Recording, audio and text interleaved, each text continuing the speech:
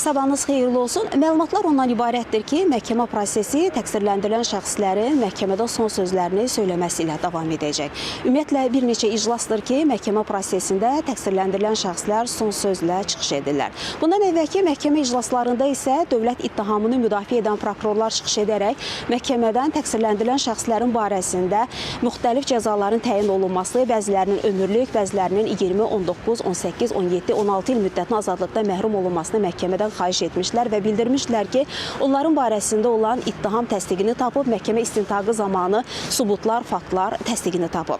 Zərərçəkmişlər və zərərçəkmişlərin hüquqi varisləri, onların nümayəndələri də dövlət ittihamını müdafiə edən prokurorların fikirlərini dəstəklədiklərini bildirmişlər və məhkəmədən ədalətli hökm çıxarılmasını xahiş və tələb etmişlər. Sonraki mərhələdə isə təqsirləndirilən şəxslərin hüquqlarını müdafiə edən vəkillər çıxış ediblər və onlar da müxtəlif əks dəlillər səsləndirdilər və məhkəmədən təqsirləndirilən şəxslərin barəsində bəraət hökmünün çıxarılmasını xahiş etdilər. Hazırki mərhələdə isə artıq son sözlə təqsirləndirilən şəxslər özləri çıxış edirlər, müxtəlif arqumentlər səsləndirirlər, özlərini təqsirli bilmədiklərini qeyd edirlər. Bundan əvvəlki məhkəmə iclasında təqsirləndirilən 15 nəfərdən 12-si çıxış edib, digər 3 nəfər isə məhkəmə prosesində bugünkü iclasda davam edəcək. Çıxışlarını başlayacaqlar çıxış etməyə və qeyd edək ki, biz media nümayəndələri prosesi yaxından izləyirik. Bugün məhkəmə iclasında nələr baş verəcək? Bu barədə biz xəbərlərin növbəti buraxılışında tamaşaçılara daha geniş məlumatlar çatdırmağa çalışacağıq. Hələlik isə bu saata Bakı Məhkəmə kompleksinə çatdıracaqlarımız bu qədər deyərək sözü yenidən mərkəzə, studiya ötürürük.